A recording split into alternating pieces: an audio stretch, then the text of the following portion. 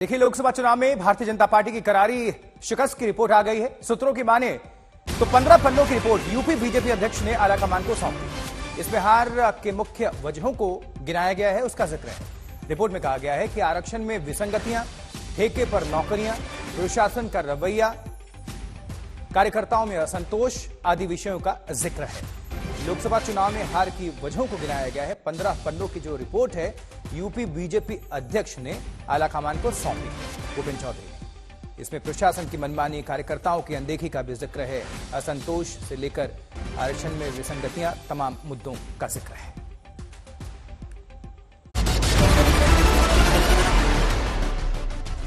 (2022) का विधानसभा चुनाव, तारीख थी 21 नवंबर 2021। विधानसभा चुनाव की तारीखों का ऐलान तक नहीं हुआ था। लखनऊ में प्रधानमंत्री नरेंद्र मोदी का हाथ मुख्यमंत्री योगी आदित्यनाथ के कंधे पर आया। तब उन तमाम अटकलों, विरोधियों की तरफ से प्रचलित कहानियों, किस्सों का अंत इन तस्वीरों ने 2021 में कर दिया था। जिन राजनीतिक किस्सों में ये बुना गया कि लखनऊ से दिल्ली के बीच दरार है, उन किस्सों का अपनी जीत के लिए उपयोग करने वाले विरोधियों को तब नरेंद्र मोदी ने ही जवाब दिया था। 2 साल पहले नरेंद्र मोदी का बयान था, यूपी प्लस योगी बहुत उपयोगी। यूपी की हर बहन बेटी कह रही है, यूपी के लिए योगी उपयोगी है। योगी आदित्यनाथ के कंधे पर प्रधानमंत्री के इन हाथों को लेकर तब चर्चा हुई कि आखिर बात क्या हुई होगी। आपने देखा होगा कि मोदी जी कंधे पर हाथ रखे थे योगी जी को, वह ट्वीट गया तो लोगों ने कहा क्या कह रहे थे कान में, कुछ कह नहीं रहे थे, कह रहे थे योगी जी धड़ बल्लेबाजी करते जाओ, बल्लेबाजी करते जाओ, बल्लेबाजी करते जाओ, और भारतीय जनता पार्टी को शानदार विजय होकर दे। योगी आदित्यनाथ ने 2022 में मिली दोबारा ऐतिहासिक जीत के बाद धड़ाधड़ बल्लेबाजी सख्त प्रशासक के रूप में की भी, लेकिन फिर 2024 का लोकसभा चुनाव आता है। आखिरी 2 चरण के मतदान से पहले अचानक अखिलेश यादव, अरविंद केजरीवाल समेत विपक्ष के कई नेता ये दावा करने लगे कि चुनाव बाद योगी आदित्यनाथ को बीजेपी हटा देगी। और तब भी उत्तर प्रदेश में मुख्यमंत्री का नाम लेकर खींचतान की गुंजाइश जताती गूगली पॉलिटिक्स का जवाब सामने आकर प्रधानमंत्री नरेंद्र मोदी ने ही दिया था।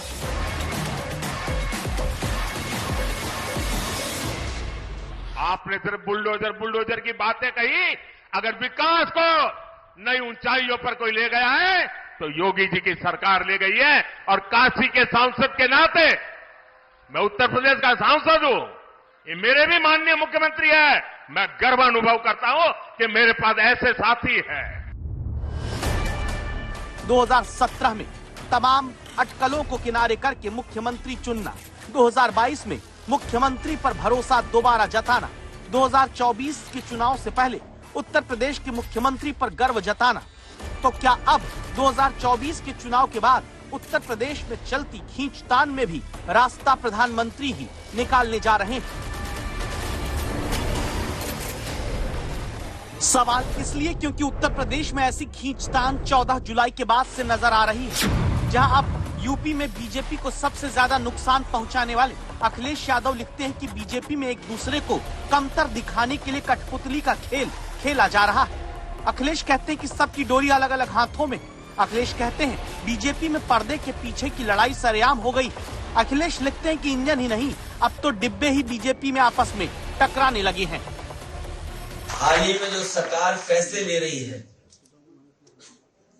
ये सरकार जो आपस में लड़ रही है, इनके फैसले भी जल्दीबाजी के हैं कि भारतीय जनता पार्टी के लोग आपस में लड़कर के और कुर्सी की लड़ाई में पूरा एडमिनिस्ट्रेशन खत्म कर दिया है। जहां इन्हीं के विधायक, इन्हीं के लोग आरोप लगा रहे हैं कि भ्रष्टाचार चल रहा है। बीजेपी के भीतर खींचतान की आग का साफ सामने पता नहीं, लेकिन बयानों से उठते धुएं को विपक्ष हवा जरूर दे रहा है। तभी तो रविवार को लखनऊ में प्रदेश कार्यकारिणी की बैठक से जो विवाद की कहानी सामने आना शुरू हुई, संगठन सरकार से बड़ा है।